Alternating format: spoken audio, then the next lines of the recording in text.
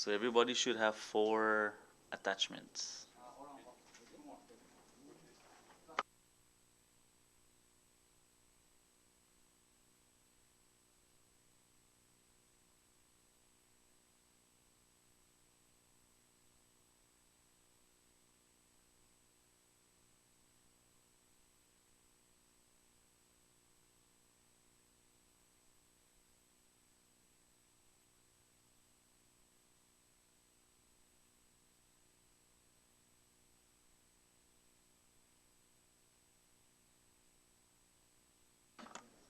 Can someone verify if the vice speaker is in the building? Terry.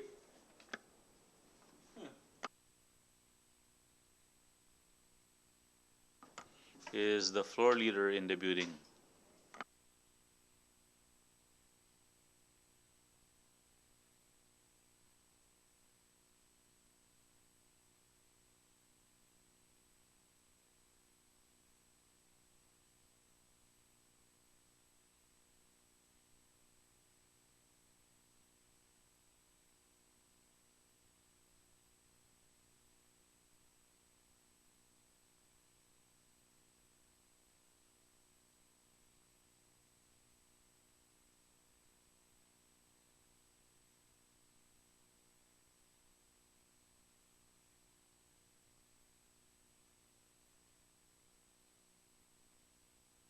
Rep Sablan, what's this one?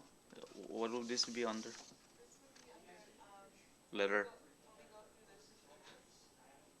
Oh, so this is. What about this? What about this? What about this? Oh, new. Under new business, right? Okay.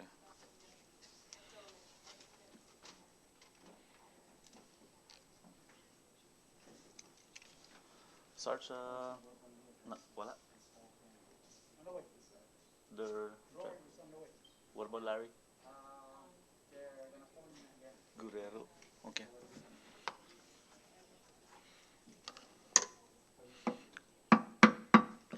Good morning, everyone, and to the viewing public. I call this special committee for fiscal review of executive expenditure to order.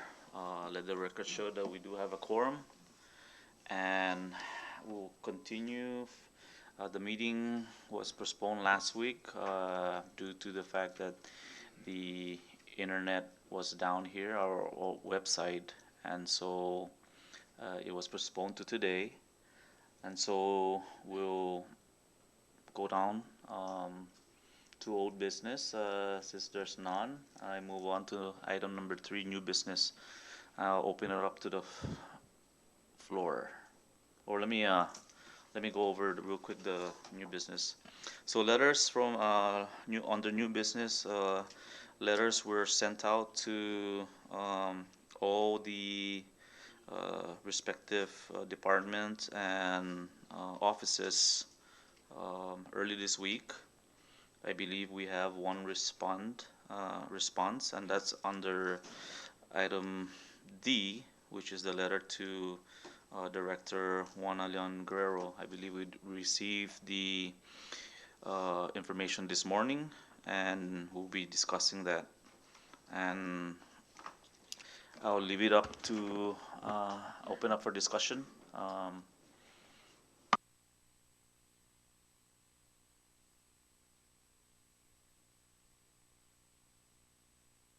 Yes, Rep. Sabang. Yes, thank you, Mr. Chairman. And thank you for issuing these letters as expeditiously as you did after our first special committee meeting. So just for the record, these letters were pursuant to your authority as chairman and the authority of the special committee to conduct legislative investigations pursuant to 1 CMC sections 1301 to 1309. And it's worth noting that all of these letters sent to these various agencies advise the agency heads that CNMI law mandates and requires their full cooperation, and that the documents that are requested pursuant to 1 CMC sections 1301 to 1309 must be provided to this committee, and cooperation is really not optional. However, in the event that these agency or department heads do not comply with these letters, these 1301 letters, by the deadline that's set forth, which is August 4th, 2020, I would like to make the motion that council prepare and that you issue subpoenas for all of these agencies if they do not comply by August 4th, 2020. I so move. Second. Before I recognize the mover and the seconder, before we move on, right? Right now, there is, I guess, the agencies are complying. So my understanding is, and from my understanding, what you're saying is, if the agencies and departments do not respond by August 4, then we would issue a subpoena. Let me ask the council the procedure. Do we need to issue the subpoenas right away, or do we have to get it approved by this body one by one, item by item, or?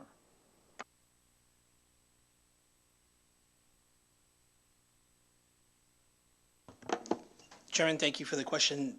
I believe what the purpose of the letters were to receive, pursuant to section 1301 of the code, certain information in the custody and control of various agencies.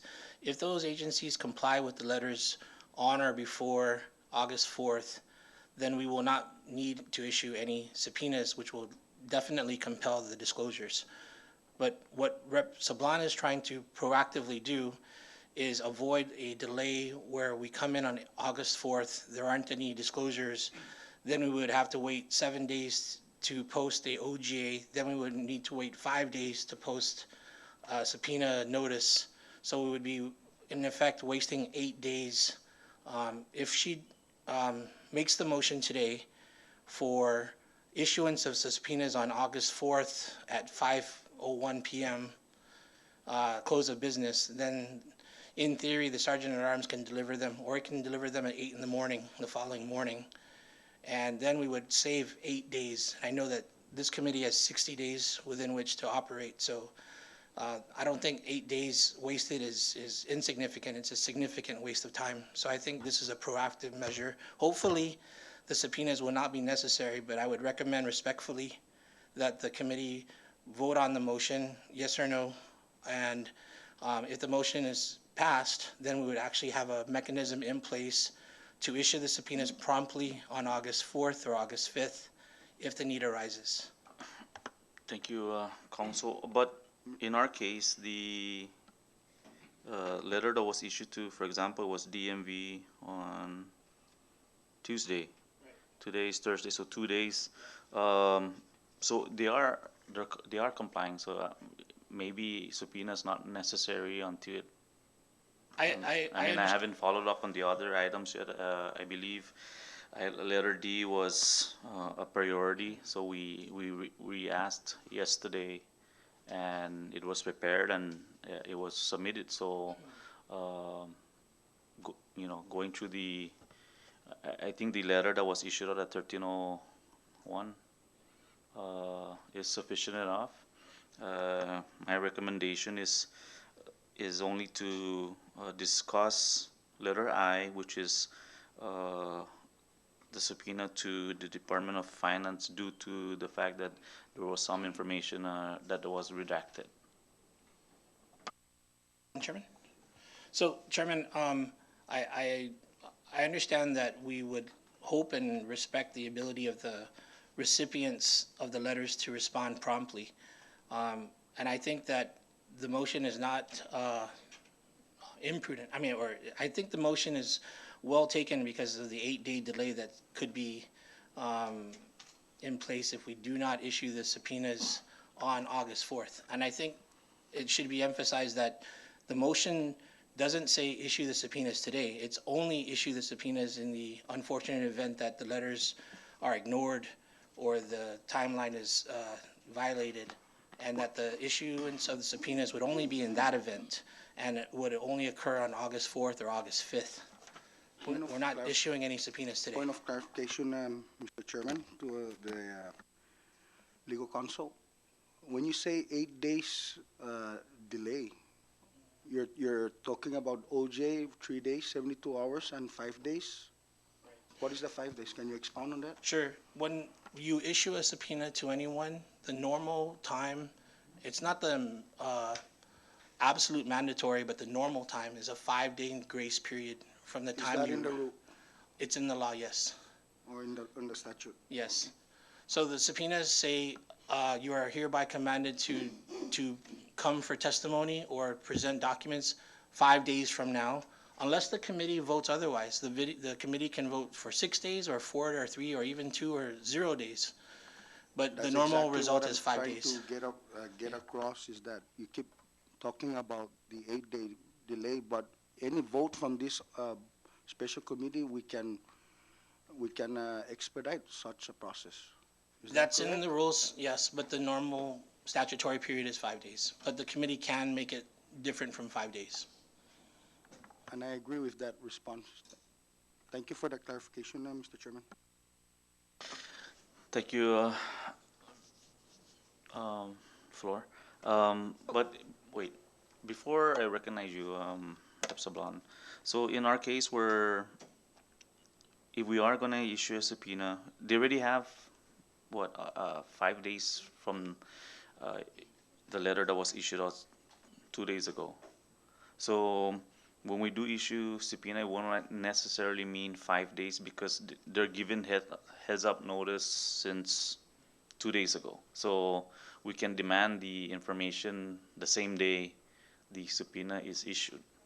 So I don't believe in the 5-day rule because the notices were sent out 2 days ago. So they are given ample of time. So that's what my recommendation is. I'm going to leave it up to the members to decide that. And recognize Rep. Solon, Tina.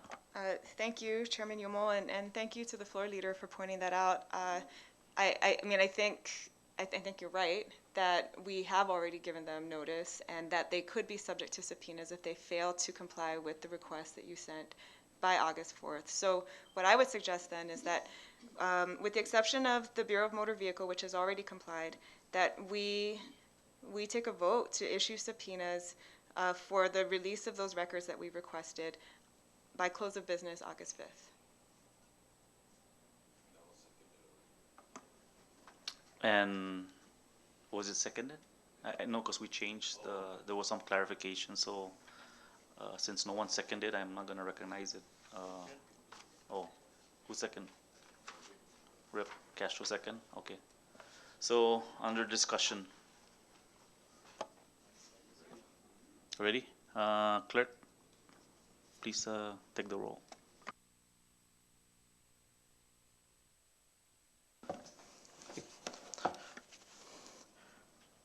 Representative Castro. Again. Representative Manglonia. Yes. Representative Probst. Yes. Representative Cristina Sablan. Yes. Representative John Paul Sablan. Good. Okay. Representative Villagomez. Yes. Okay. Mr. Chairman. Yes. Okay. Mr. Chairman, 7 members present voted yes. 1 is absent.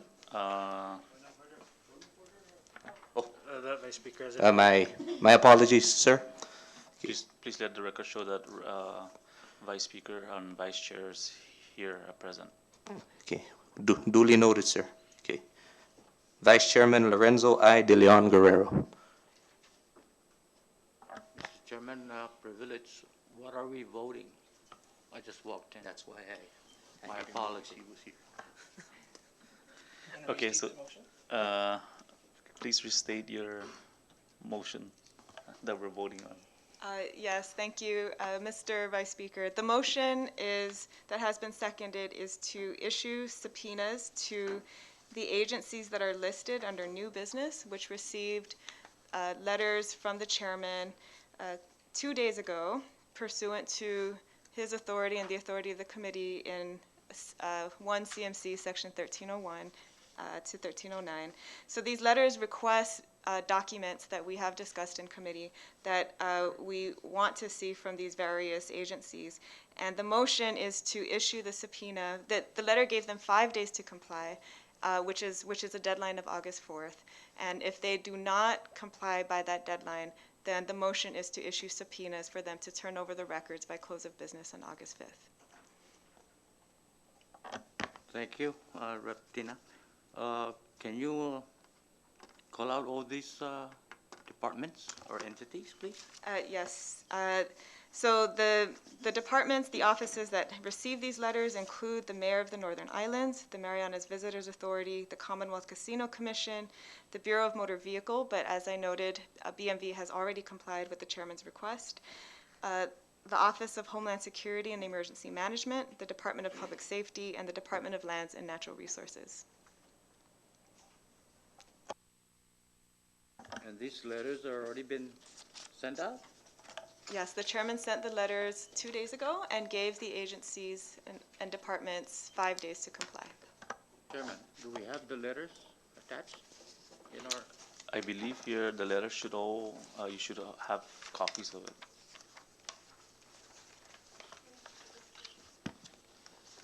So briefly, Chairman, and maybe Rep. Tina.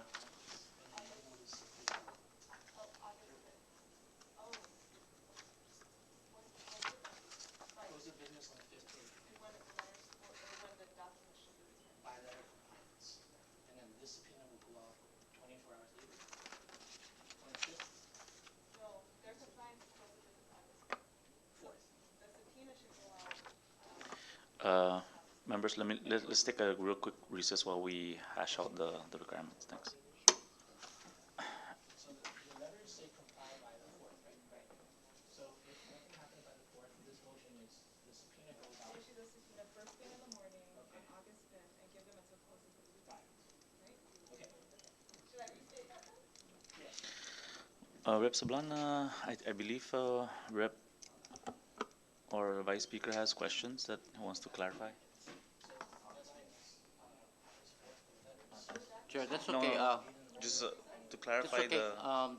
Yeah, Rep. Tina, exactly, maybe summarize what are we asking?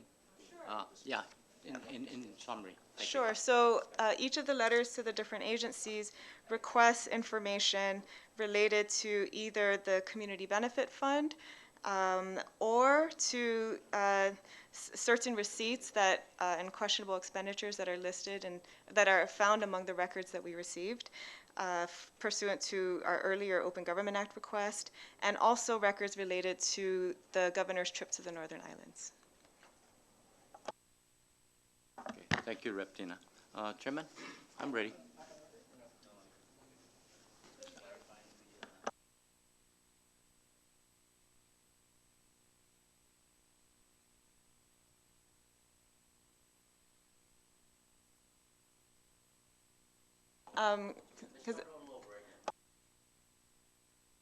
Well, counsel was asking if I could just be clear about when the subpoena goes out and when the documents are supposed to be provided, right? Per the subpoena, yeah. No one's objecting to the clarification. Okay, and so I can do it for the Vice Speaker's benefit. Okay, let me recognize Rep. Tina Sablan for the clarification, and then we'll wait for the vote of the Vice Speaker. Yes, thank you, Mr. Chairman. So for the record, the letters, the 1301 letters that the chairman sent out require compliance by August 4th. And the motion is to issue the subpoena first thing in the morning, August 5th, if they do not comply with the letter, and compel the release of these records that we are seeking by close of business on August 5th. Clerk, clarified, answered the question? Or? So that is the clarification on the deadline, August 5th. It's not August 4th. Well, the letter that the chairman sent, the initial letter requires compliance by August 4th. But what we're talking about now for this motion is the issuance of subpoenas if they do not comply by August 4th. So well clarified, Chair. Thank you. Thank you. So, clerk, please ask Rep. Guerrero for his Vice vote. Chairman Lorenzo I. De Leon Guerrero. Yes. Okay. Mr. Chairman, all 8 members present voted yes. Thank you, clerk. And with that, so we all agree. And just so the motion does carry. And just for the record, no one has contacted our office to date with regards to extensions. I believe there's some here that may require some extension because of the lengthy documents that might be extracted from the Department of Finance or what have you. But today, and I'll inform the members if there is some request for extensions in the future. So, moving along, so are we all Point clear? of clarification, Mr. Yes. Chairman, because you mentioned that perhaps you're expecting that some of these agencies need more time than 5 days. So maybe a question to the legal counsel: what is this motion that we just vote on? How does it impact if in event there are some of these agencies that need more time? Can you please explain to the body?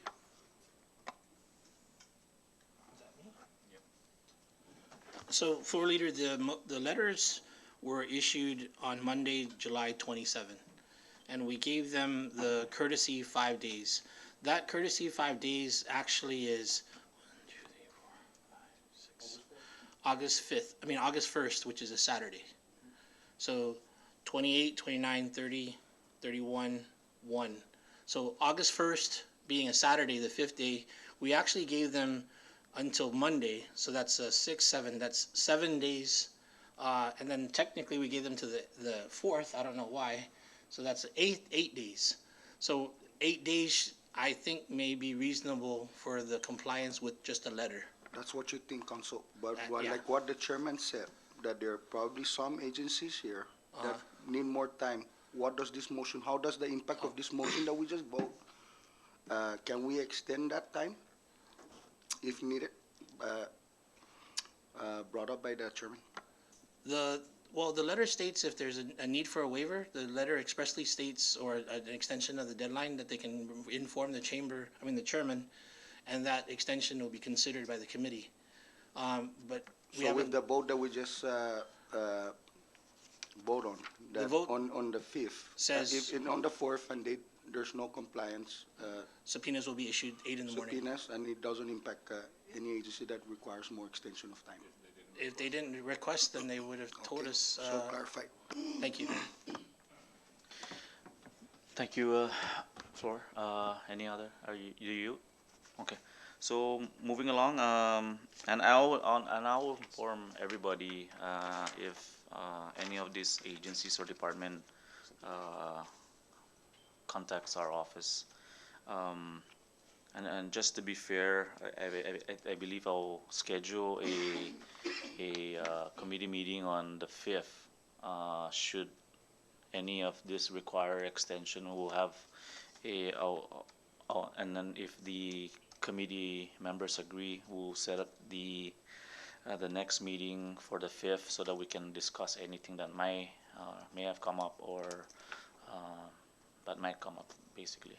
So with that, moving along to letter H. Letter I. Yes, Rep. Villagomez. Thank you, Mr. Chairman.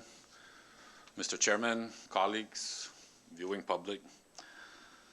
Today, July the 30th, marks the second official meeting of this special committee on executive expenditures. While it is our second meeting, it is the first time this committee will present some of the expenditures from the administration that we have reviewed and found to be in violation of government policies and Commonwealth law. Before we start our presentation, we would like to establish a timeline for how we got here. On December 11th, 2019, the members of the House Minority wrote an official letter to our Honorable Speaker, Blas Jonathan Tenorio Atao, formally requesting that he appoint a special committee to investigate the allegations of public corruption, fraud, waste, and abuse of public funds by Governor Ralph Torres. In our letter, we affirm that the legislature has a solemn constitutional duty to investigate the allegations and records that had been circulated throughout our community, submitted to the members of the legislature, and covered by local and regional media. A sampling of these records, including a federal search warrant, a receipt of property seized by the Federal Bureau of Investigation, a grand jury subpoena, and government records related to travel, official representation, and reimbursements by Governor Torres were enclosed in that letter. The FBI raids on the home and office of the governor and his associates, and the revelations of lavish and questionable expenses charged by the governor to the people of the Commonwealth have severely eroded public trust and the integrity of our government. While we hoped and waited for a special investigative committee to be created, members of the House Minority proceeded to review thousands of pages of documents we received from the Department of Finance through our Open Government Act requests. Mr. Chairman and colleagues, though we received a large volume of documents, it is important to note that to date, we still have yet to receive all the documents we requested, which is why we requested to subpoena these pending documents as they are essential to our investigation. Chairman and colleagues, while we all have received harsh criticism from those within the administration who believe this is a witch hunting expedition and that we have nothing better to do, it is important that we remain focused and committed to ensuring this committee completes its investigation within the 60 days we have been given. As members of this special committee, we must not tolerate any attempts by the administration to try and derail or distract from the work ahead of us, along with any witnesses we may subpoena to testify. Let us remember we are a bipartisan committee that is equal in numbers. We thank Speaker Atao for creating the special committee. It is up to us to do the work of the people, to review and deliberate as this investigation moves forward, and that we ensure fairness and transparency along the way. Mr. Chairman, I now yield to the Minority Leader. Thank you. Okay, before we recognize the Minority Leader, can you submit that so that we have that speech for the record? Thank you, Rep. Villagomez.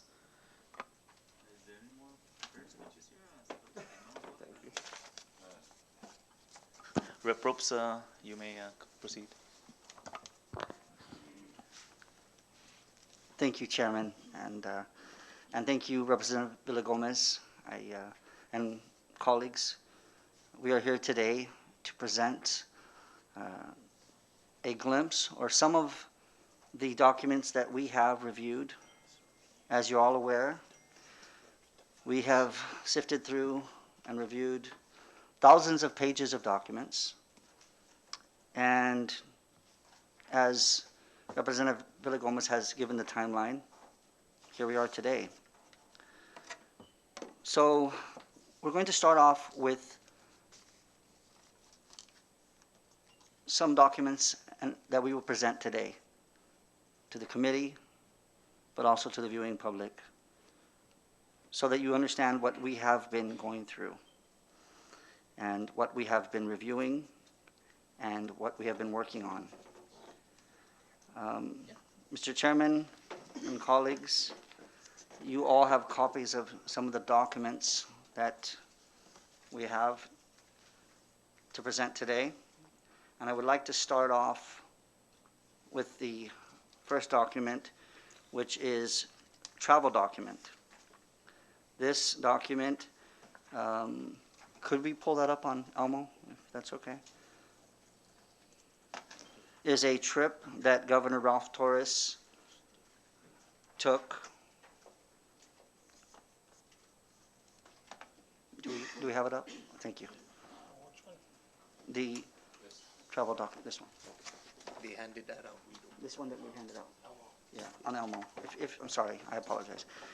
I'll continue as we pull that up on Elmo. And Rep. Ralph, before you continue, can the legal counsel, can we mark those so that we have it on record that these are the files in order, that way Thank you. it's not Thank you. confusing? Thanks. You may proceed. Thank you, Chairman. So this is a trip that the Governor, Ralph Torres, took, travel beginning on or about December 18 of 2018. And it began on this date, and we're about to pull it up. The purpose and justification of this trip to Idaho, to Boise, Idaho, was to meet with Governor C.L. Butch Otter of Boise to discuss educational partnerships and national priorities with the Department of Interior. While reviewing this and so many other travel documents from Governor Torres, one of the things that we asked for was, of the thousands of pages that we received, why did we not receive any written travel report, which is required?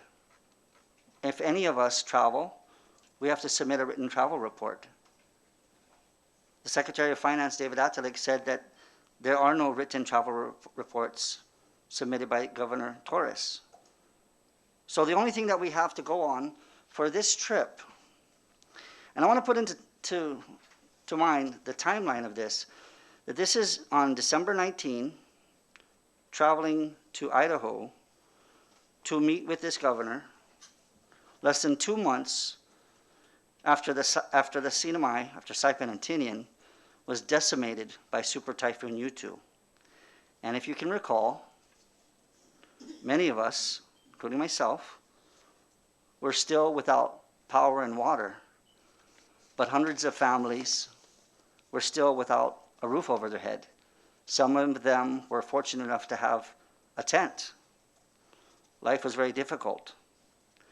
But the governor felt it was important for him to leave on December 19 to meet with Governor Butch Otter of Idaho to discuss educational partnerships and national priorities with the Department of Interior.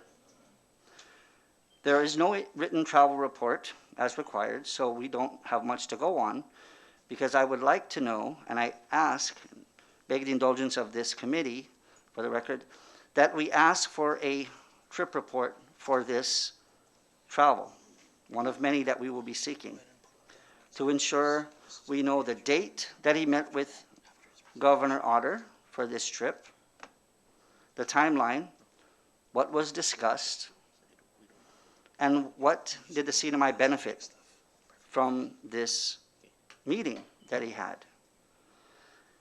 If you look through the document and you turn through it, and you turn to the pages of his actual itinerary,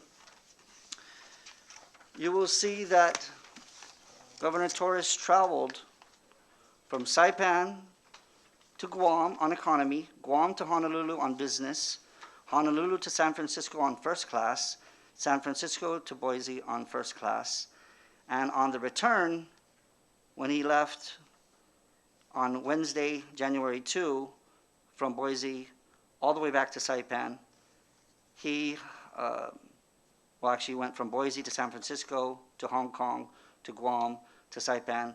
He all flew first class or business class. Council, if you may, could you please pull out the travel restrictions on first class travel, restrictions on government paid travel outside of the Commonwealth, section 7407, Title 1, Division 7, if you wouldn't mind.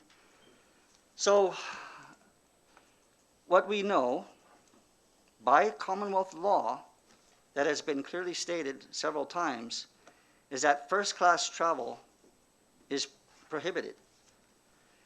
If you look at letter F, it says airfare restriction, the Commonwealth government shall not purchase or furnish for or reimburse to any employee, contractor, board member, or other person required to travel on behalf of the government, its departments, divisions, agencies, and autonomous agencies, an airline ticket for travel in first class, business class, or any other premium class designation. travel agents issuing tickets for government travel shall only be paid at the regular economy fare or its equivalent. Any government employee who causes an airline ticket to be issued in violation of this section shall pay a civil fine of $1,000. Chairman and colleagues, this is one of dozens and dozens and dozens of travel by Governor Torres in which he flew first class at taxpayer expense, beside the fact that it is strictly prohibited and is against Commonwealth law. But you don't have to just take my word for it. All you have to do is look at the Office of the Public Auditor, who recently submitted to the legislature a draft report on the audit of the CNMI government's travel policy. On page 8 of this, it states, despite the law clearly stating that travel in first or business class is prohibited, OPA received evidence indicating that first or business class tickets were purchased over the past 4 years. These airline restrictions have been in place since the Governor's Directive number 197 on February 12, 1998, and was adopted into law through Public Law 1586 on September 26, 2017. So, colleagues, Chairman, I want to remind you that he traveled basically illegally in first class. That is the first thing that we wanted to discuss. But what is interesting about this trip is what is the significance of this trip, and that is why I want us to compel Governor Torres to explain and justify why this trip was so crucial at a time when there's such suffering in the Commonwealth. Well, we have found, because I didn't know, I'm sorry, I don't know all the governors. What was interesting to us in the minority that reviewed this initially was that Governor Butch Otter was basically a lame duck governor or an outgoing governor. Governor Torres was meeting with him to discuss educational partnerships and priorities with the Department of Interior as well. And we want to see the fruits of this trip because he was an outgoing governor whose last day was on January 7, 2019. What benefit do we get, the Commonwealth, if this is for a public purpose, and it is, as is stated here, travel to be performed in the best interests of the CNMI government? What have we clearly gained from just this one trip? We will wait for the governor's response on that. But clearly, his travel, first class, was prohibited and is illegal by law. That is not an opinion, that is a fact. Furthermore, he did not submit a written travel report, which is required, which appears to be required for everyone except the governor. So that's very concerning. And although this seems egregious, this travel, I believe it does not compare to what we have reviewed in one of the many, many reimbursements submitted by Governor Torres. Colleagues, Chairman, if you will look, if we can pull up on Elmo, the memorandum for reimbursement, subject reimbursement, it's to Larissa C. Larson, Secretary, Department of Finance, on January 30, 2019. Because we can't be here all day and go through every single one, we have basically chosen to highlight a few of them and to discuss it. So the first thing that we do want to discuss with regard to what was submitted was this document has a list of different invoices and vendors and amounts that total to the amount of $5,388.11. There are several items. We may not have time today, obviously, to go through every one of them, as I mentioned earlier. So I want to go through just a few of them And let's start first with his travel. Governor Torres was traveling to Boise, Idaho to meet with Governor Otter, and along the way, on December 19, Governor Torres purchased a couple of items. Council, if you would be so kind as to pull up one of them. One of the purchases for $440.43 was for a JBL boombox on his way to Idaho.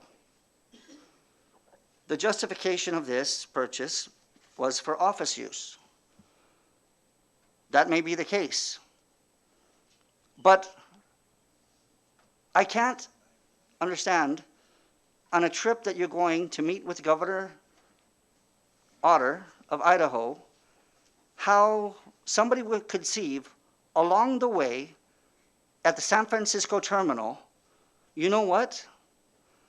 Despite the suffering, despite all the problems in the CNMI and everything, what we really need for the office is a JBL boombox with portable Bluetooth and some other wonderful features, that it even says, party with your friends at home, on the beach, or on the park with the JBL waterproof boombox. Okay, so this $440 purchase was a priority.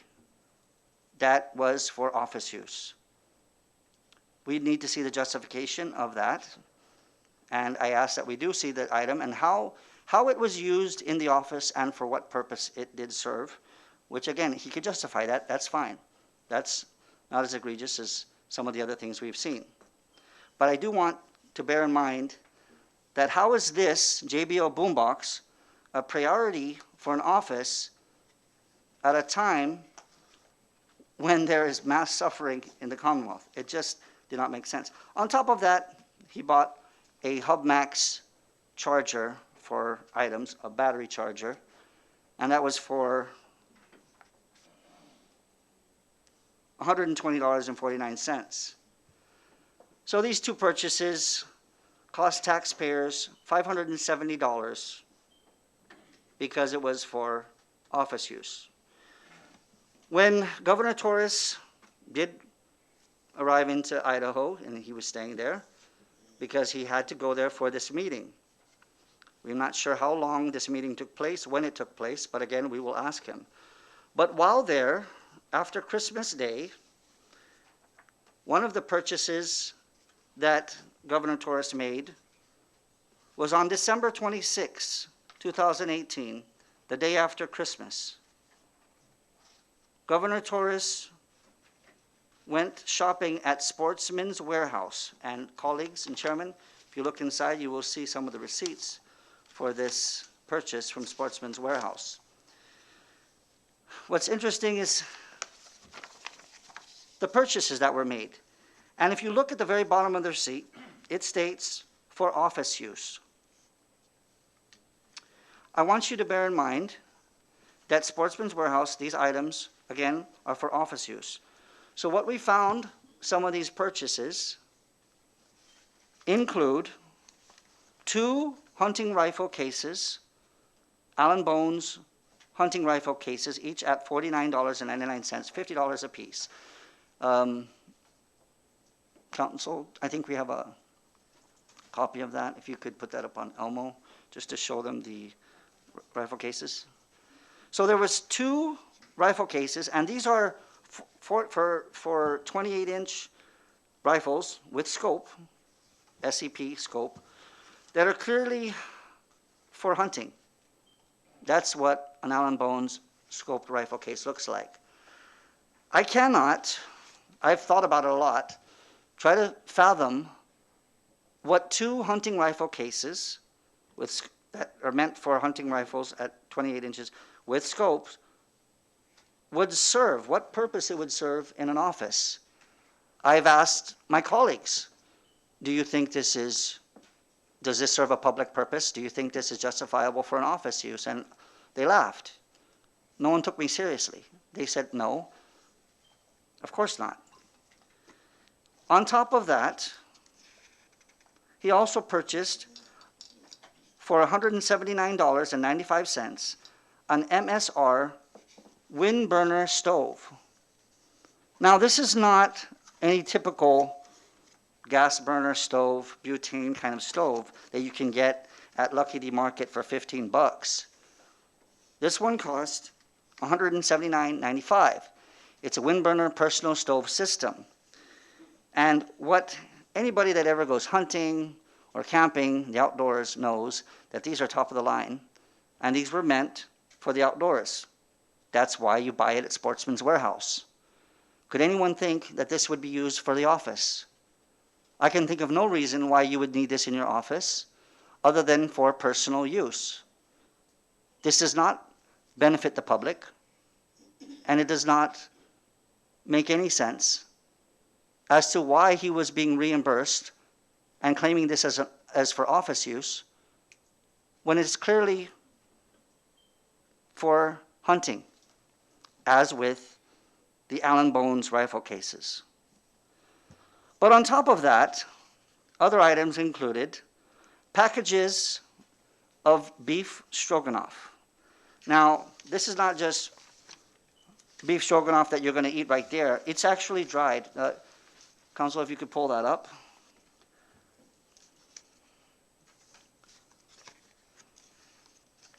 You got it? So this is Backpackers Pantry freeze-dried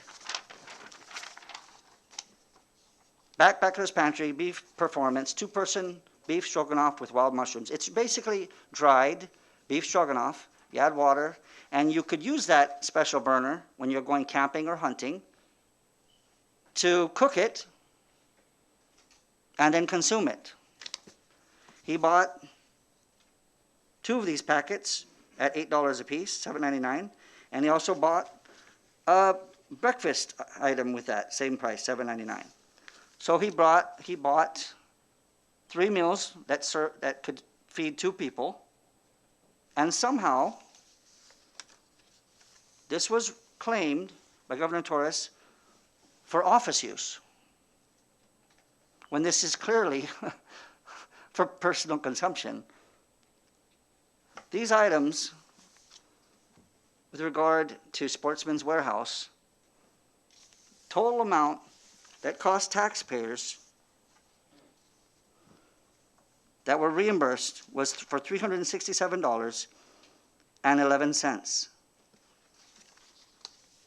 I cannot think of any shape or form how this would even meet Title 70 of the Department of Finance for purchases,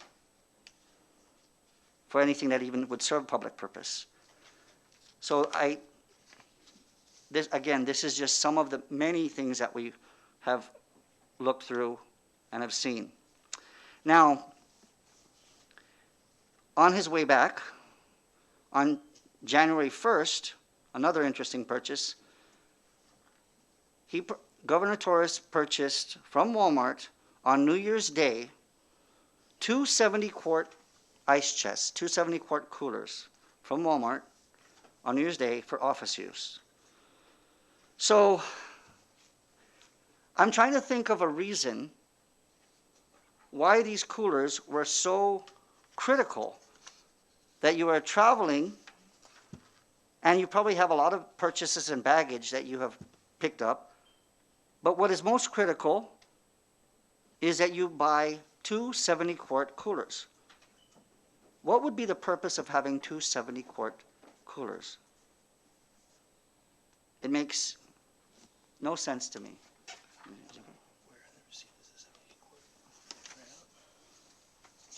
It's on, oh, sorry. Are you looking at the right one? Okay. Sure. It's dated for, yes, this one. Thank you. Thank you, Council. So, as you can see, with the many items that were reimbursable for the governor, we were surprised to see 2 70-quart coolers that just do not make any sense to us.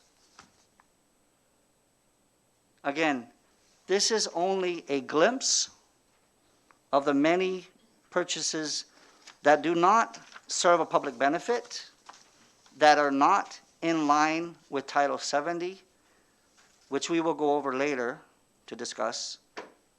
And because of our time, Chairman, we will submit this document to the committee to review, and we will go over other purchases. And at this point, Chairman, I would like to yield my time and to Congresswoman Tina Sablon. Thank you. And thank you, Rep. Probst.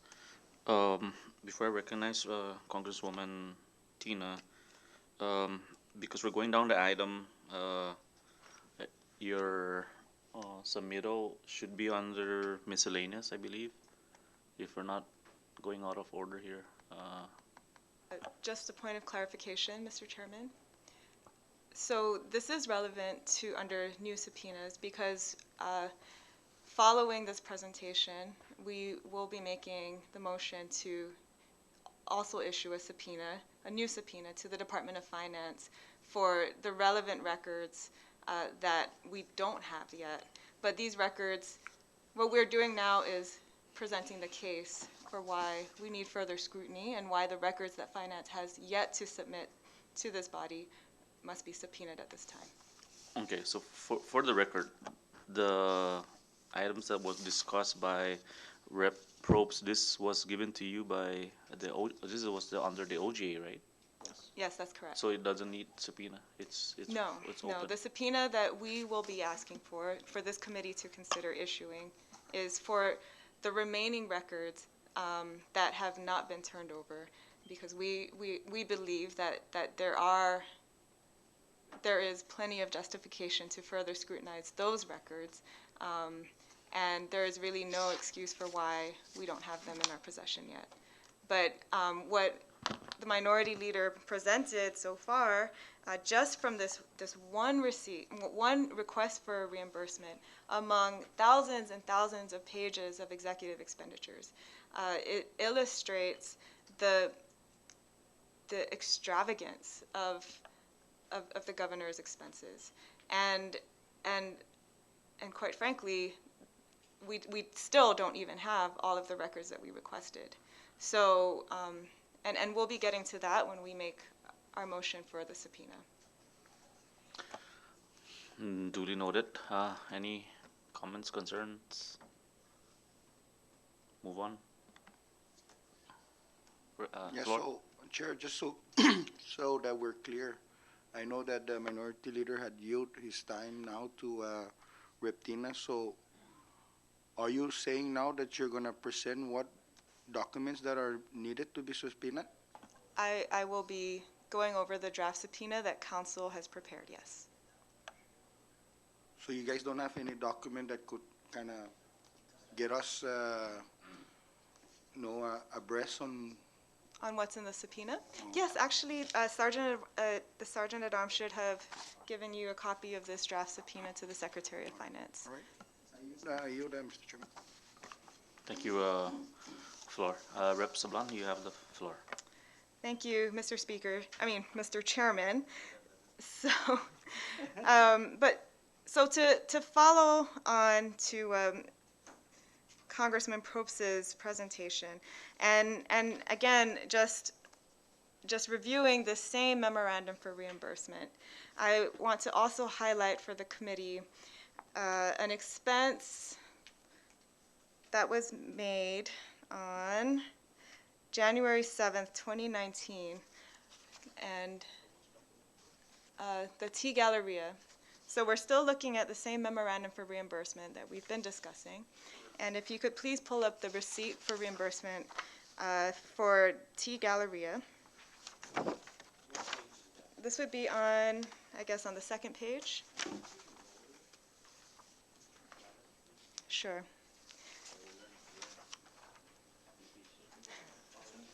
The receipt for the gift for Guam Senator Will Castro. It's a T Galleria receipt. Oh, yes. Yeah. The copy didn't turn out so great, so you can't, but it is a T Galleria receipt for a bottle of Blue Label Scotch valued at $170.10. There's a question mark on it. Yeah, he's got it. So the governor's request for reimbursement cites this expense as a gift for Senator Will Castro of Guam. There is no description of the public purpose that justifies this gift, but we in the minority did reach out to Senator Castro to ask him to describe the nature of his meeting with the governor and the purpose of this gift. And I want to ask counsel or the clerk to please bring up Senator Castro's response, and I'd like to just read it for the record. It's not a long statement. And this is dated July 3rd, 2020. Hafaday Representative Sablan, in January of 2019, following the coordination of donated relief items to the CNMI as a result of Super Typhoon Yutu, I hosted a reception for volunteers and officials at my residence. This was not an official function. I've had a number of social functions before and after January, all of which were for the same purpose, to appreciate those who volunteer time, effort, and/or items to assist residents of the CNMI following the destruction of the Super Typhoon. As with all social gatherings at my house, food and drinks were donated and prepared by family and friends voluntarily. The events were after 5 p.m. As I recall, many in attendance, some of whom are government officials, may have contributed. Governor Torres was in attendance. He and his guests contributed something to the event, either in the form of food or drinks. Whatever was brought by the governor, I assure you that it was not delivered to me as a personal gift. Any and all items were placed on the tables and made available for all guests to consume. And I'd like to submit this for the committee's record, Mr. Chairman and colleagues. So we have Senator Castro's statement. He makes it quite clear that he did not actually receive a gift for any official function. He did not even drink the blue label. And we reached out to him to ask that as well, and he verified that. And yet this appears on the governor's request for reimbursement for taxpayer funds. Second, also in the same memorandum for reimbursement, let the record show that this one reimbursement request alone shows more than $3,000 in meal reimbursements that occurred over the course of about a month at an average of $300 per meal. In one case at the Westin Resort on Guam, Governor Torres paid out $900 for meals in cash. He reimbursed himself for ribeye, tenderloin, sirloin, seafood, foie gras, king crab, oyster half shell, sushi, sashimi, and a lot of alcohol. A point of clarification, my apologies, colleague, for interrupting, but since you're going off already from Mr. Will Castro, can we just go back and if I can pose a question to you? That you mentioned that you had communicated with Senator Will Castro and that he admitted that he didn't drink the blue label. Where is that in your email? The minority leader communicated with him personally. Can we But he does say here. Can we request that document? This document, you mean the email from Senator Yeah, the Castro? email. Yes. We read the email, but you went further and said that you guys reached out to Will Castro and questioned him that did he drink the blue label, and he said he didn't drink the. Is that in writing or in through email? Do we have that? It's not in writing. That was a verbal communication. But we can certainly request that as well in writing. Okay. What he makes clear in his response to us that is in writing is that it was not a personal gift. Right. Right. And it was not an official function. I'm just trying to clarify, are you trying to put that on record that absent any document that he mentioned that he didn't? You're not? I'm just putting that out for the committee's awareness, that we did additional follow-up with Senator Castro. Thank you, Vice Chairman. Thank you. And so to continue with these extravagant meal expenses, the records show that these receipts were for meetings with unnamed investors, business partners, dignitaries, other individuals who are not named, and there is no description of the public purpose or the nature of the meetings that justified these meals. And again, colleagues, These are all expenses that occurred just weeks after Super Typhoon Yutu, a time of tremendous suffering for our people, when our constituents were living in misery, lining up for gas, for water, for ice, lining up for food. The people of the Commonwealth paid for the governor's extravagance. Finally, on this same memorandum for reimbursement, there appears on January 28, 2019, a receipt from CarQuest for a car battery. And I'd like to ask council or the clerk to please pull that up as well.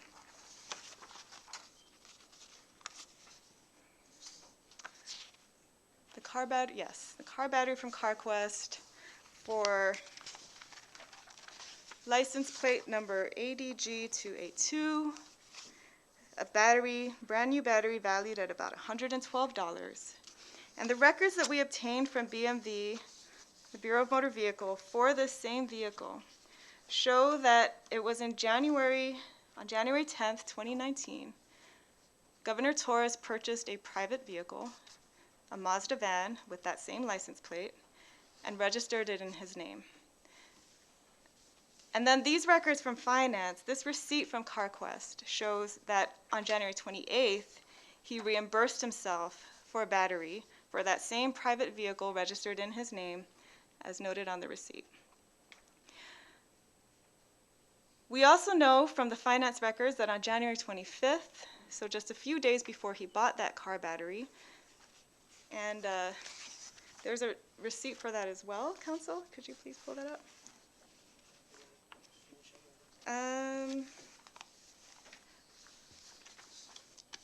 Well, it's for the breakfast at Shirley's. There was a breakfast at Shirley's with a certain, yes, that one. With a certain Mr. Romalor.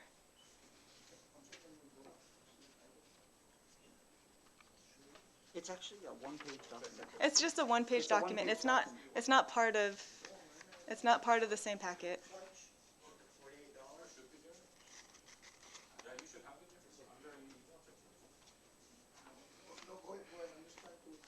Okay.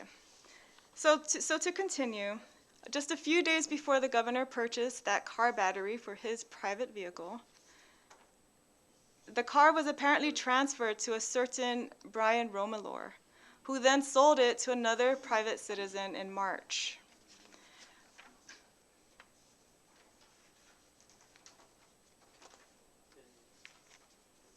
It's a separate document. Sarge, if you could please just provide this to the floor leader.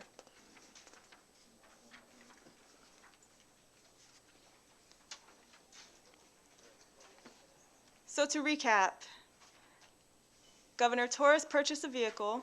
It was his private vehicle. He transferred that vehicle.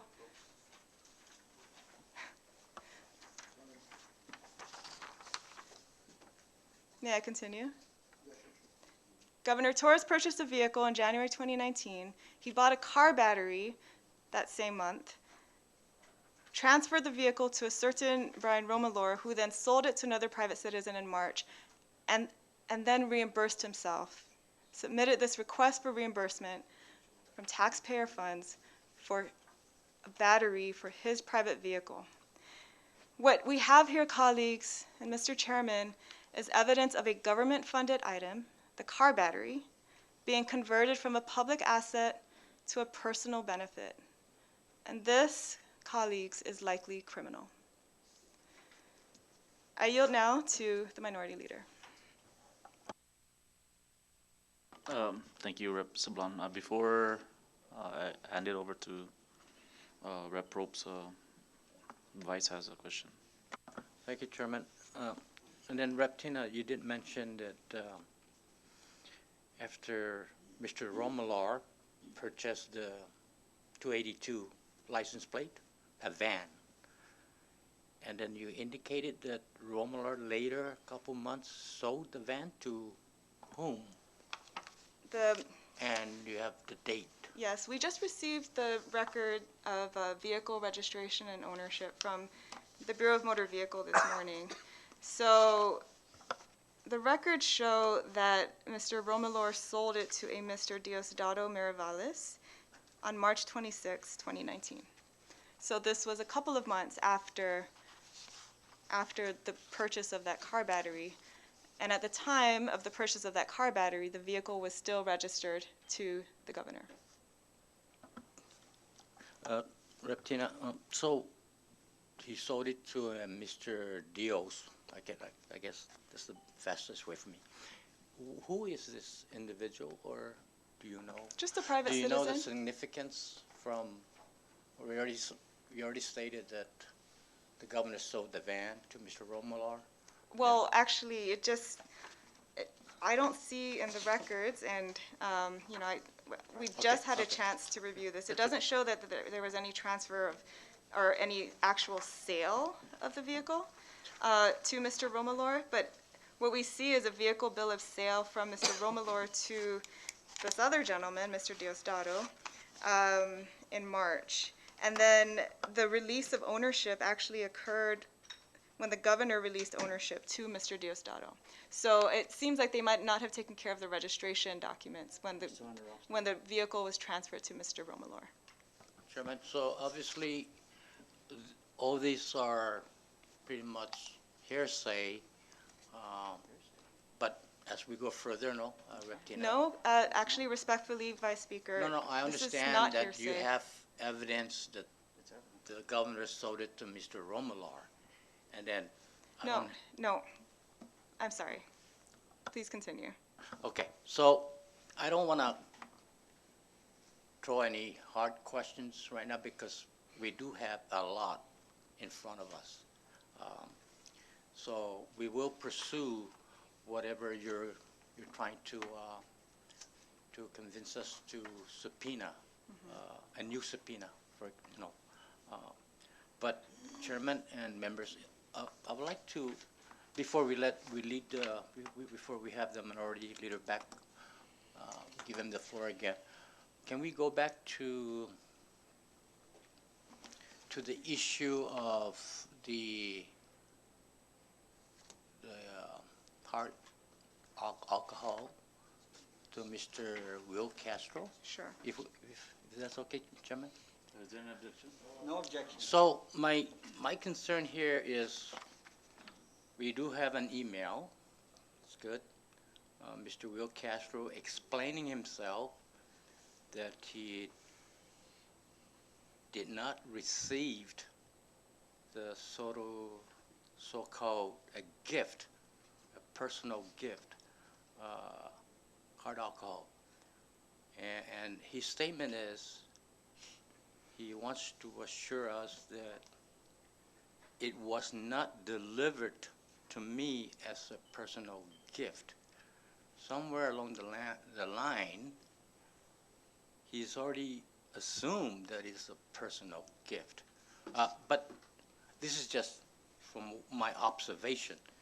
Mr. Chairman and members, if we are to accept this document, this email document from Mr. Will Castro, this is just an email from himself. And if we need to go further to investigate the reimbursement made by the governor, reimbursing him the purchase of the alcohol,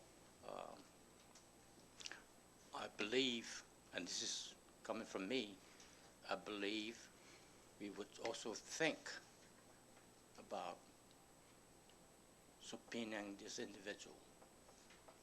That's just my take, Chairman, and I yield for now. Thank you. Thank you, Vice Chair. Rep. Probst, you have the floor.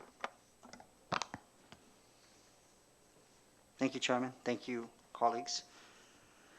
At this point, Chairman and colleagues, I just wanted for the record to, so that, because when earlier we were referring to Title 70, and I know that even a few of us here the committee are probably wondering what exactly is Title 70. So what this governs. This Title 70 of the Department of Finance, I will ask council if you can pull that up.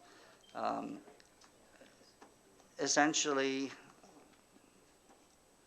is regulations for the control of public funds, and it covers many different things that include identifying, defining what is a public purpose, and the policy for official representation expenses incurred for entertainment and promotions and so forth, and many other things. It also includes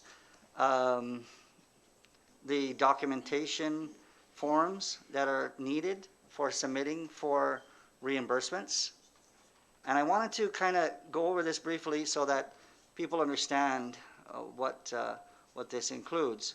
And if I may, I would like to read what is a public purpose. And the term public purpose means public purpose as defined under Public Law 1184. This is council on page 4. Page 4, yes. Thank you. As defined under Public Law 11-84 and as amended by Public Law 12-2, and shall include, but not limited to, any purpose which meets one or more of the following criteria. Again, this is giving an idea of what public purpose means. It means the benefits are equally available to the entire community. The service or commodity supplied is one needed by a large number of the community pursuant to customs and traditions as applicable. The enterprise bears directly and immediately upon the public welfare. The needs to be met by its nature requires a united effort under unified control and cannot be served well by separate individuals. And it continues on. There's several of these, but essentially, if you do review all of these, you will see that these purchases that we mentioned today do not meet the threshold of public purpose. Furthermore, under official representation expenses, and again, an example, because this is important with so many of the reimbursements, was for official representation, as Representative Tina Sablon, Congresswoman Tina Sablon mentioned about these meals and other things. Here's the thing.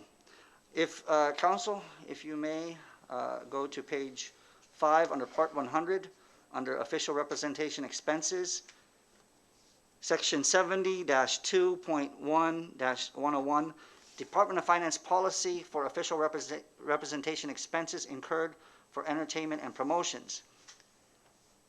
Official representation and official justification for entertainment and promotional expenses and other government business must be completely documented, and must, at a minimum, include 1, the name and position of persons entertained. 2, nature and purpose of the expense and its direct relationship to CNMI government business. 3, description of matters discussed. And 4, original receipts and supporting documents. Colleagues, Chairman, what we have noticed in the literally hundreds of pages that we reviewed, if not thousands, that when we look at these documents, they don't even have these items that are required at a bare minimum. So many of them, when you look at it, if you look at what was submitted to you, simply say, hosting business partners, hosting business partners, hosting business partners. Okay, well, here's one. This says, hosting business partners, hosting business. No indication who is the governor's business partners. There's no indication who was being fed, who was being wined and dined on foie gras and other things that have been indicated. But there is, if you look at the list of receipts, one of them from JC Cafe that says meeting with FEMA and DOD. Now, what is interesting is that when I have met with a FEMA official for lunch, this is under JC Cafe, under the long list of reimbursements for $5,388.11. It says, meeting with FEMA and DOD, Department of Defense. So in my meetings with federal officials, even if I wanted to treat them, they refuse. They say, I'm sorry, that's not allowed. That goes against, I guess, their policies. That I'm not allowed to buy them lunch because it would be considered, I don't know, so I never asked specifically. So when I see that the governor is treating FEMA and DOD to JC Cafe or other places, because there are other indications when we review everything, that these FEMA officials and Department of Defense are accepting the meals, which we should, as a body, look at these policies. I have not, but it is confusing as to how certain FEMA officials and Department of Defense personnel would accept meals. Whenever I have, and the rare occasions that I've met with them, they said we cannot accept such thing. And so we always have separate checks. So it is very interesting to that. But again, this is just very concerning because what we are looking for under official representation is the items that the requirements that I mentioned earlier. Four minimum requirements that so many of these, including the ones that you will look at, have no indication who attended, what was discussed, and the name and position of the persons that benefited from taxpayer dollars on these fabulous, extravagant meals. Chairman and colleagues, as we move forward, I know we are limited in time because we have 60 days to compile a report. I can assure you that this is only some of the documents that we have reviewed. Some of them that we were able to access through our Open Government Act request. And it's all the more reason why these subpoenas should be voted on and approved in the case, in the chances that these letters are not honored if we do not receive everything that we requested. Thank you, Chairman and colleagues. Thank you, Rep. Probst. And before we continue, just to note, any future documents, and we need this thing stamped by number because it's very confusing to go back and forth. So, and if this is some of the items that's going to be presented to the body, by the time we produce a report, it's been the hundreds of pages. We will know what we're looking at. So, council and clerk will note on number system, date stamping. Is that what it's called? Date or bait? Okay. So get that done because as soon as possible. So any items to be turned in has to be stamped, number system, bait system, whatever, so that we won't be confused and in the interest of time. Is there any other?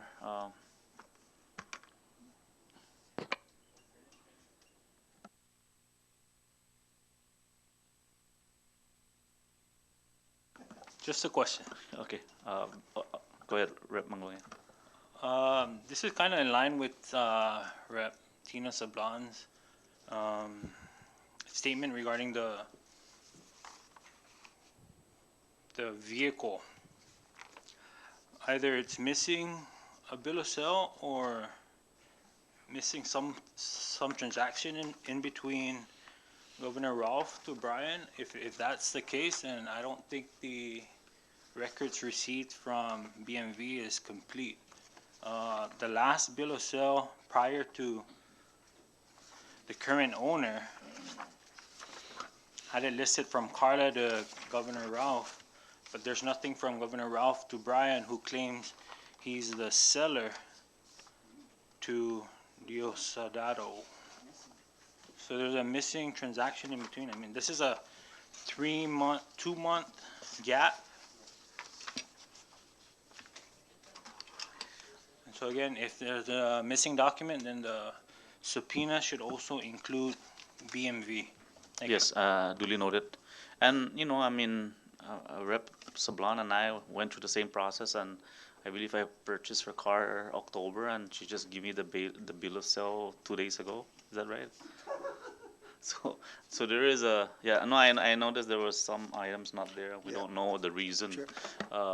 You know, it could be, there's some gaps, and there might be reason, maybe other stuff, but I can't comment on DMV. If there is something missing, we'll ask for it, but for now, I don't see anything. Right, Chair, and if I may, Sure. because if the minority is going to turn these documents in for the record, and I was going to ask that question, that there's a lot of documents you're missing. It's not the minority that turned that in, it's BMV that turned it in. But they're submitting it for us for reference, right? To No, further this was investigate? submitted to the committee. Okay. So this Okay, is, so- whatever I receive, I print out. So this was received this morning by this committee. It was copied and sent out to the members. Sorry, like Chair, because Lagna, it's when the minority was presenting it, I'm assuming it's from them, but you were part of the presentation too, right? No, Because they were the one who's presenting it, eh? And yeah, no, I was asking that, this was actually submitted in this morning by, was picked up by Sarge Tawai. okay, so in that line of question from colleague Manglonia, what do we do with the missing? Because we can see that, wow, you know, just reviewing this car, I need to see this car because it went through a lot of ownership. This car must be so special. And, but there are gaps here that we have yet to see. We can see that from Carla now, Kamotsu to Governor. But prior to that, there's Mr. Olupay, Mrs. Olupay, De Los Reyes, Christopher, prior to even the vehicle coming to the governor's hands, and then to Romuler, and then Romuler to Diosdado, or we need to clear the gaps on that, Mr. Chairman. Thank you. Sure, noted. For now, this is in the committee's possession. Should the committee decide to, you know, issue another request for whichever documents that is not there, I'm not sure. I haven't really looked at it. I got it all the same time. We all opened it the same time, so I'm not sure what you're looking for or what you're looking for. Just a point of Just to clarify, clarification. I thought that it was a presentation from the minorities. No, But you're this was saying the that first this- document that this was received document, this morning From motor vehicle is received by you, by our office, by not your- by me. right? The office So- received it. It was picked up by, sorry, let me And I correct. thought that there was, Yeah, Chair? the information was picked up by the sergeant at arms this morning, and then it was turned over to our office this morning, which we made copies and issued out to everyone. Rep. Sablan? Yeah, just a point of clarification on the vehicle registration information. We did note, as Rep. Maglonia pointed out, that there are some gaps in the record.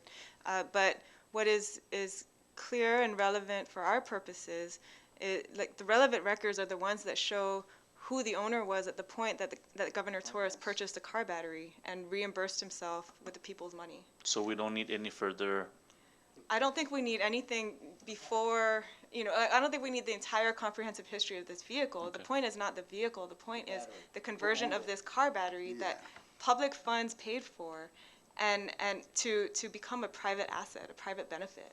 That's the real issue. And so the records that we have for our purposes, I would suggest are sufficient. Okay. Although if we want to see. so we need to get back the battery from the car. Is that what you're saying? We don't need the battery. We have the receipt, we have the vehicle registration at the time of the purchase, and we have the records that show that the vehicle was subsequently sold. Okay, noted. So for now, are we saying we don't need any more?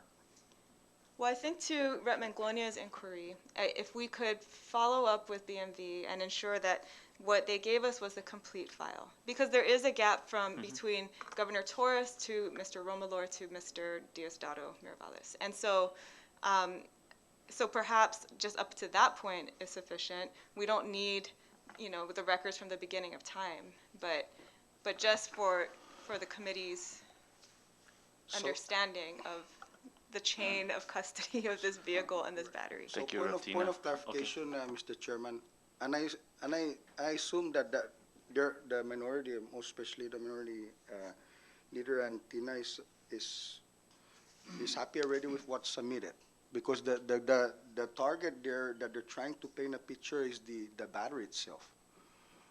But because Rep. Donna Magnolia brought up the issue about the gaps of ownership, that's what I was trying to Okay. get out of this body. Are we still going to pursue those No, gaps? the committee is not pursuing it, from my understanding. Rep. Donald? Yeah, point of clarification, so the reason why I was asking, because now the vehicle is under somebody else, but the battery is still in that car, so wouldn't that be a theft of government property, or? I will Since the leave that up vehicle, to the. since the battery is now in the vehicle, and then the vehicle, there was never transfer of ownership from Ralph to Brian, isn't that still, doesn't it have government property within that?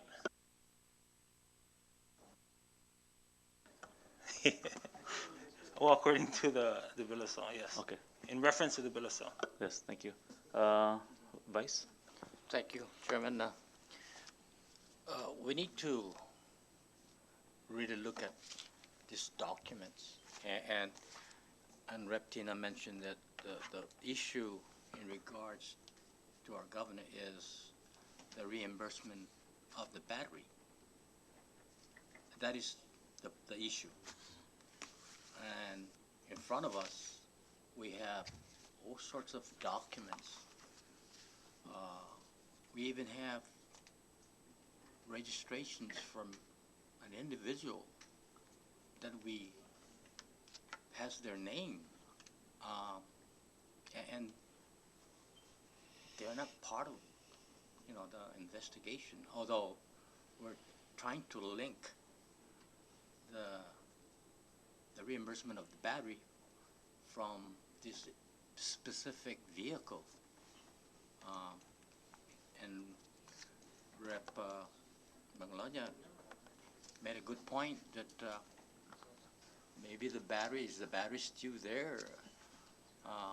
But the point is, it's the reimbursement of the battery. Correct. And I would like to suggest that any documents sort of not relating to the battery needs to be stricken out, because if I'm one of these individuals, I would be standing in front of us complaining, why do you drag my name into this special committee investigation? Just to point out, no, Chairman. May I address that, Thank you. Mr. Chairman?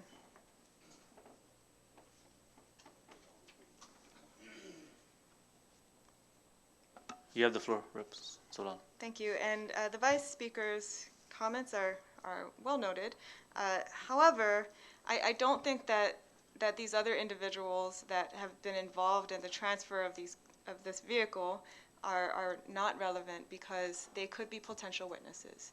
And the point and the real issue that these records illustrate is that the van in January 2019 belonged to Governor Torres. It was his private vehicle. And in January 2019, he bought a car battery.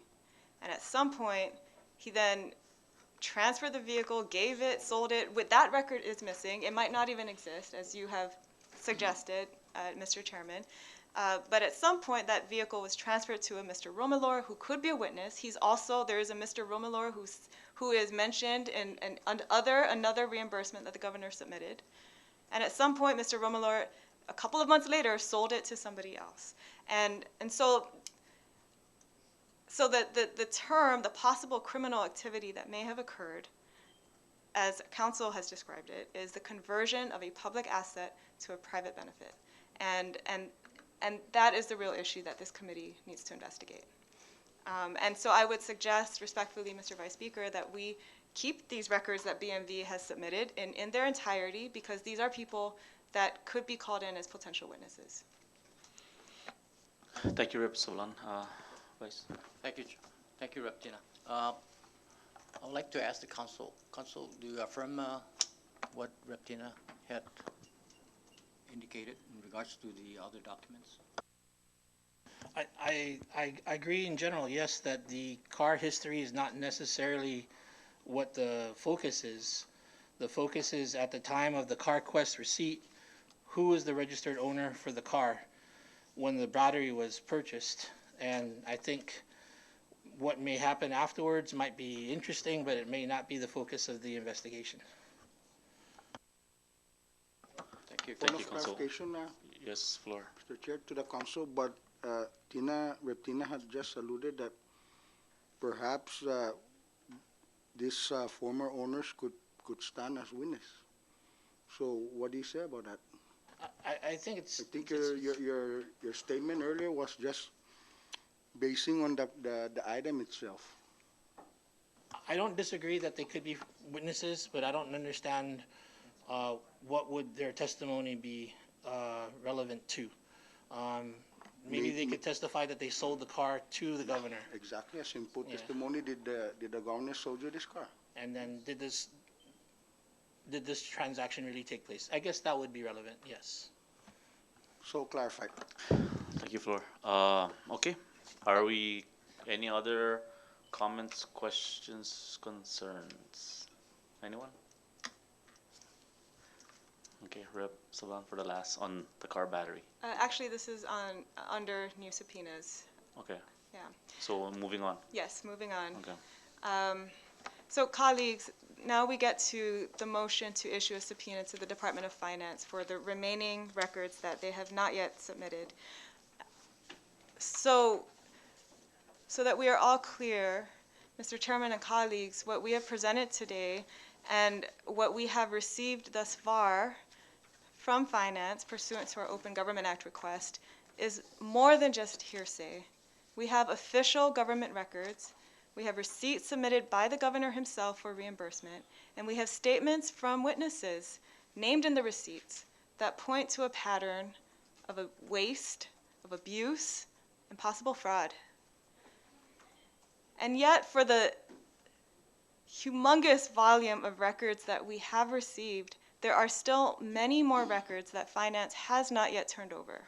These include unredacted records that we have asked for that they have not submitted, including records that show the credit cards that Governor Torres used for so many of his extravagant expenses. And the Secretary of Finance has publicly stated that he will not release those records without a subpoena. So I'd like to call your attention, colleagues, to the subpoena ducis tecum that has been drafted by Council for Mr. David Atalik, Secretary of Finance. Council, if you could please pull up that draft.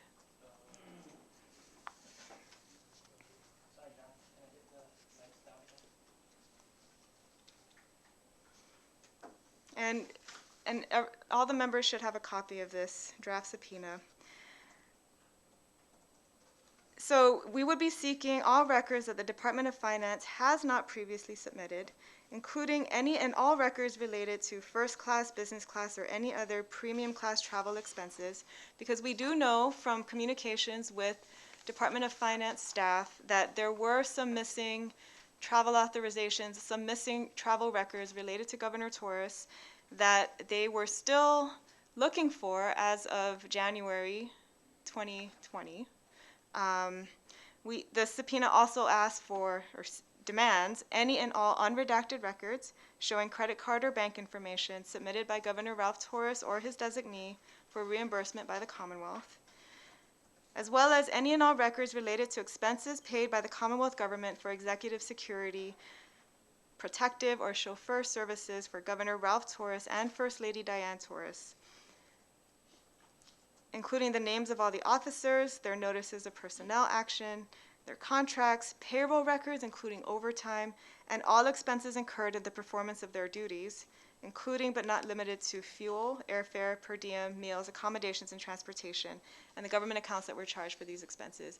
So for all the first class travel that the governor made during this period from 2014 to 2019, he also traveled with protective service and the Commonwealth government paid for that as well. And he frequently did travel, also with the First Lady, first class. And then finally, the subpoena requires any and all records related to housing or utilities expenses paid by the Commonwealth for Governor Torres. We noted in our review of the initial records turned over by Finance that there were missing records for several years that were not submitted to the minority.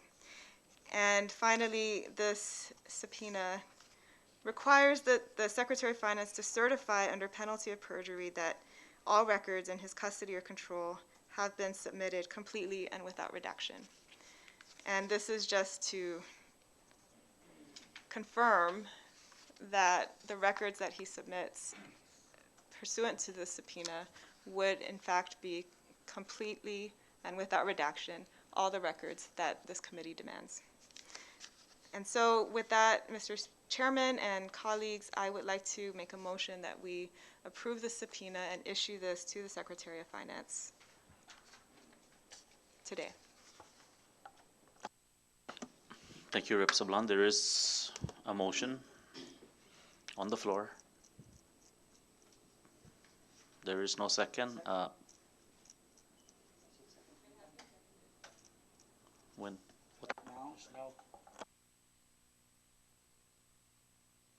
Second. Okay. Discussion? Okay, so there is a motion and it was seconded by Rep. Probst. Any discussion, concern, clarification? Under discussion, Mr. Chairman, just this is to the legal counsel. I know that the provisions added into this subpoena ducis tecum also put provisions that they be unredacted. What happens, counsel, if we receive documents and they're still redacted with this subpoena ducis tecum? Well, we can go from there. If they're unredacted, we can just verify that. I mean, if they are redacted, we can seek any sort of justification, and then we can consider their justification. And if we find that there is proper justification, then we can let it go. If we find that there's improper redaction, there's no justification that we accept, we'll have to seek legal remedies in the court. Okay, so it requires a justification, is what your legal opinion is? My legal opinion is if they submit documents that are redacted and we find that there's no just cause, no justification for that redaction, our remedy is to seek contempt action either via the AG's office or directly through the court. Thank you for that response. So clarified, Mr. Chairman. Thank you, Mr. Floor. And for the redaction of these documents, right? Do we have any? Is there a reason why? Did you receive documents that were redacted? Yes, Can we we did. see? Because I haven't seen any. I can certainly provide them to you. There's a large volume of records, and the redactions that we were most interested in were the redactions of credit card and bank statement information. Can we see one so that everybody knows what you're talking about? Where's the binders? Sure. Short recess, and we can get the Thanks. binders. And the reason why I asked, I want to make sure that it does show, because if it's not, then you know. Since we're off the record, Yeah. right, we can talk about this, but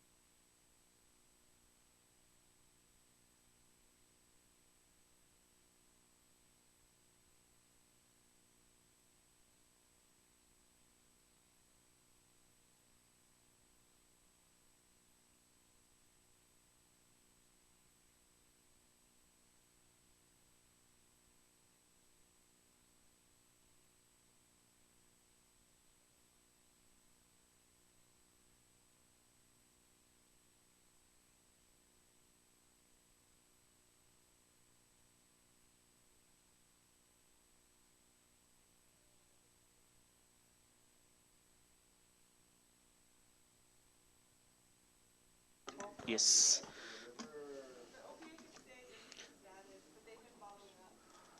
Okay. Okay.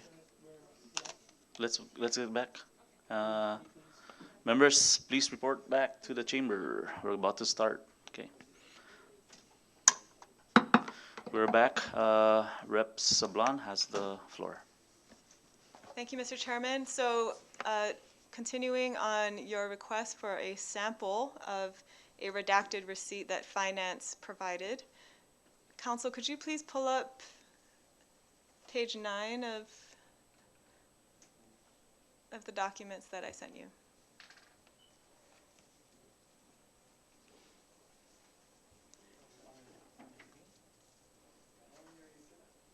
On your internet, on your email.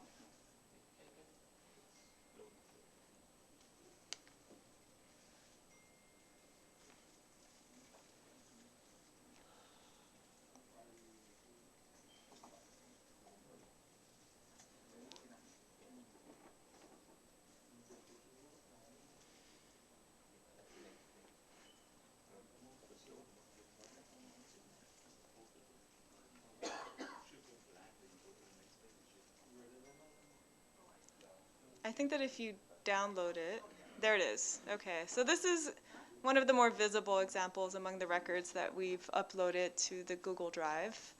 But it's one of many, many examples of credit card receipts that the governor submitted for reimbursement, and Finance redacted even the last 4 digits of the credit card number.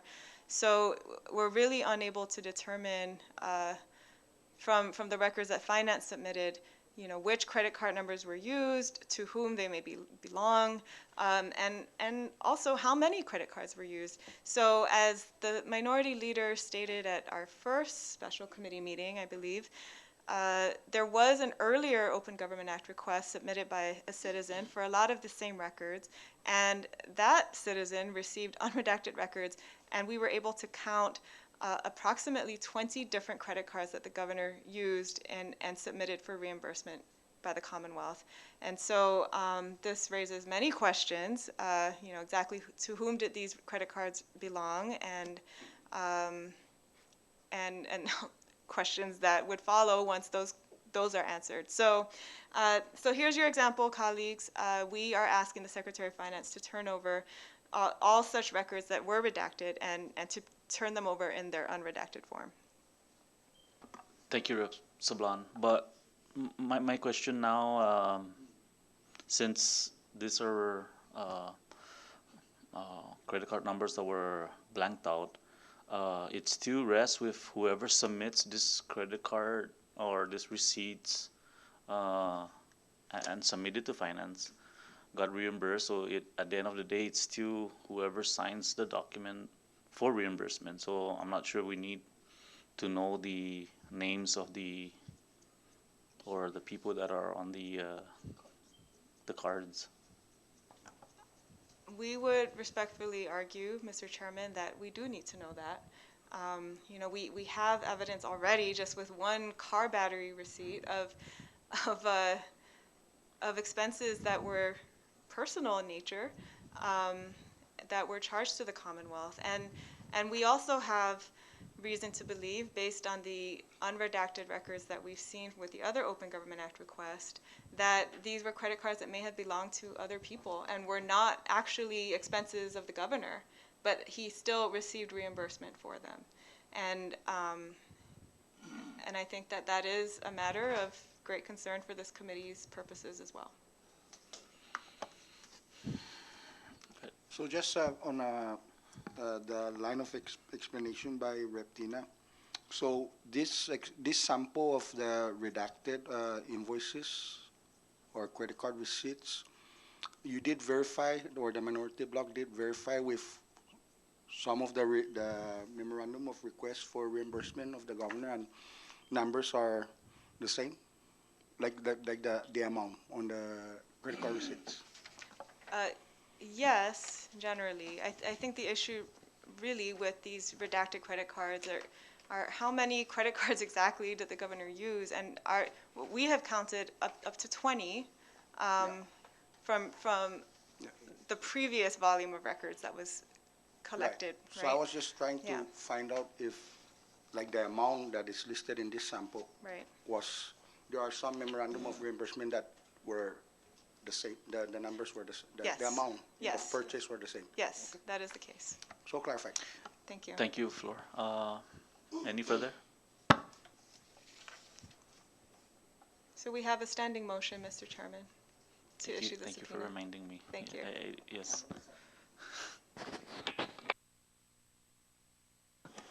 All right, clerk, call the roll.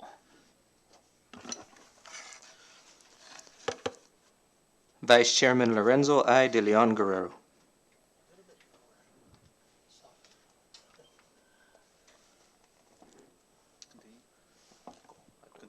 Okay. Waiting for second round. Okay. Representative Donald Manglonia. Yes. Representative Edwin Probst. Representative Christina Sablan. Yes. Representative John Paul Sablan. Again, Representative Edmund Villagomez. Awer. Vice Chairman Lorenzo I. De Leon Guerrero. Okay, Mr. Chairman.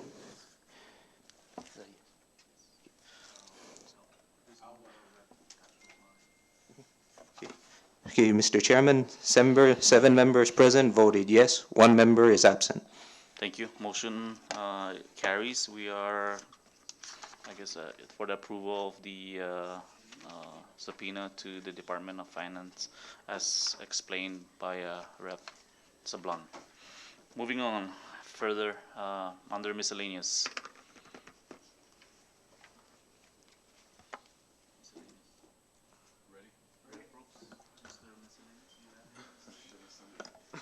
Yes, miscellaneous.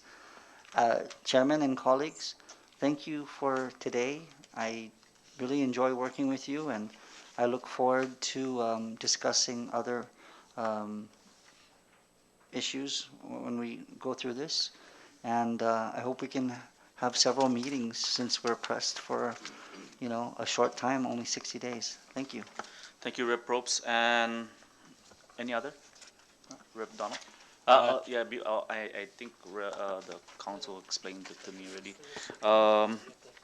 And you can go ahead and state it for the record. Thank you, Mr. Chairman. I respectfully request the committee's indulgence in allowing future meetings, or to allow to appear electronically in future meetings. clarification, Mr. Chair. Maybe to the legal counsel. Do we need to change our rules to allow that? I know that in the SNIL we did change our rules to allow a Zoom or I believe Microsoft even in Team, the House, Chair, floor. We did it too for the House, did we?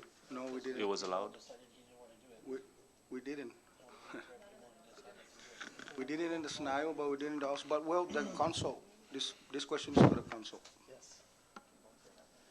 Chairman, I think the committee is allowed to adopt rules, and this may be one rule that it can adopt as a special committee to allow for, to clarify within or without the within the Commonwealth? Within the Commonwealth. Okay, right. So maybe the committee can change the rules to reflect voting or appearing by Zoom within the Commonwealth for this committee only. So that's your final legal opinion, that there's a need to adopt a rule to Yes. allow Representative Donald to vote and deliberate while he's in the island of the First Senatorial District. Correct. Thank you, Council. So is there not any objection to that, members, that in the case of Rep. Manglonia that is traveling back and forth from the island of Rhoda, that he be allowed to vote via Zoom? Is there an objection? Objection. No objection? And, Mr. Chairman? You're objecting? No, no. State your objection. No objection. No objection to that, but what I would like to suggest is that council prepare the rule for us to adopt at our next meeting. And then my next question for you, Mr. Chairman, was when will our next meeting be? And third, I think we do need to clarify for council's purposes before the issuance of this first subpoena to finance, just to correct the dates, the time and dates that are indicated in this draft. because at the time that it was drafted, we weren't sure exactly when.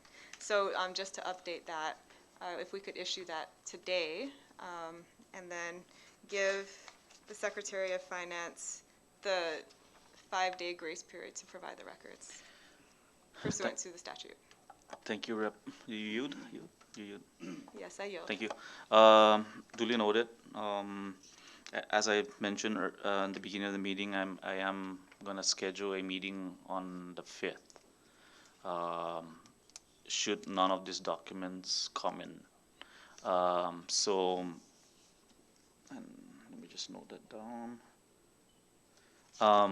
So that should clarify everything. There should be no issues right now. I'm setting a meeting for next week, I believe Tuesday, the 5th. Is it Tuesday? Wednesday? Okay. Is there an objection? No objection, but and on that agenda of that August 5th, that the change of rule will be in place on the agenda. Yes. Is Rep. Manglonia, will you be here on Wednesday next week? Checking right now. Okay. Chairman, if I may, if the committee wants to formally do it, then how the draft rule set up, and then the committee can vote on it, and it can be effective that day, since it's on the agenda for that day. Council, can we just draft the rule and have the members sign while they're here? And is that sufficient enough? No, I mean, by signing it, it's you support it. I don't have the written copy. I just didn't have it. Okay.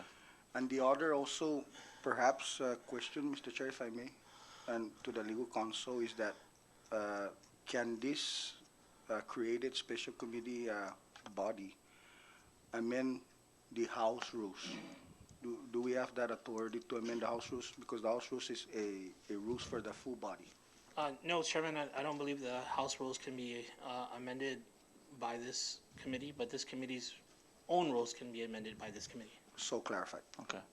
And I know we followed the House rules, and I did insert some rules earlier, but it was questioned at the first meeting because of the council's comment. But anyways, with that, is there anything under miscellaneous, any further? Since we have a guest representative here, maybe you want to comment, or Rep. Babota?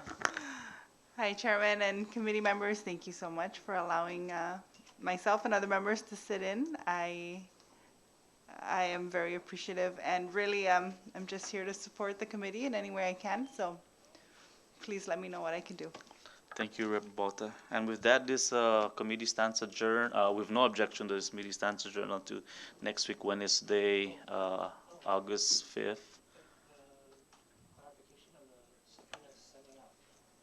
Oh, yeah, sorry, Mr. Chairman. So just so council is clear, before we adjourn, we will be issuing that subpoena today, and then the due date, the deadline for the Secretary of Finance will be 5 days from today. Right. Pursuant to the statute. Right. So the 5 days, since it's 12 noon or lunchtime now, we'll just say 1 p.m. Yes. 1 p.m. No, the receipt of the documents. Okay, so we're going to list it at 1 p.m. Thank you. Thank you. So clarified. That's a lot of documents. Thank you, members. And so with that, this meeting will stand adjourned until August 5th, 1 p.m. Okay, members? Okay, thank you.